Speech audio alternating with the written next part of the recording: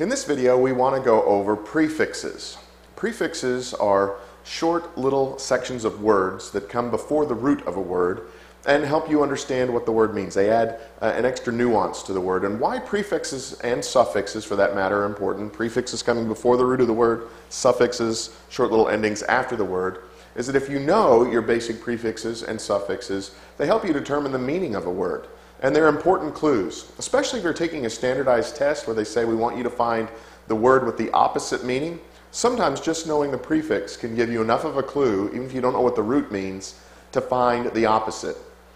We've got a few examples on the board and we want to go through those briefly just to show you the importance of prefixes, how they can help you in your test-taking strategies, and how they can help you understand the meanings of words. So prefixes give clues as to a word's meaning. Knowing them can help you find the word with the opposite meaning on a test. So words like prefixes like pre. Here we think pre-operative, pre-op. That means before the operation. Or prescient. Pre meaning before, and scient from the word science, which means knowledge. So to know ahead of time. So prescient is to know ahead of time. Pre-game show, the part that comes before the game. So pre means before. The opposite of pre is post. Post-operative care, the care that happens after the operation. Post-game show, the show that happens after the game. So pre is before, post is after. If you realize this opposites, then if you see a word that's got a pre prefix on it, then you look for a word with a post prefix on it if the test is asking you to find the opposite. Another thing would be pro and d. So pro means for, as in pro-life. Someone who is pro-life is for life.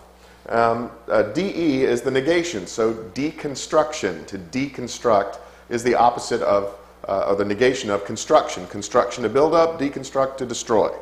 So pro meaning for, de is usually a negation, pre before, post after.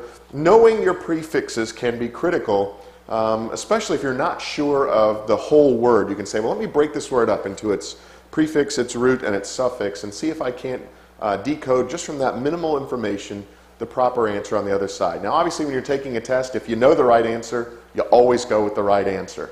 But if you're struggling, if you're not sure, this is a strategy you can use. You can look at the word, break it down, and say, here's the prefix, and I know it means this, and I'm being asked to find the opposite. What's the opposite of this prefix? Then I've got my answer more than likely. Caution though, caution. Con and pro are opposites, but congress is not the opposite of progress, although some people might disagree. That's more of a joke in terms of Congress being the opposite of progress, but con and pro are opposites, but you have to know and be careful sometimes. Anyway, that's been just a basic introduction and overview of the importance of prefixes as a test-taking strategy of knowing what they mean to help you determine the meaning of a word, and also to assist you if you're being asked to look for the opposite. If you know what the prefix means and you know what the opposite of that prefix is, it makes it a snap to find the right answer.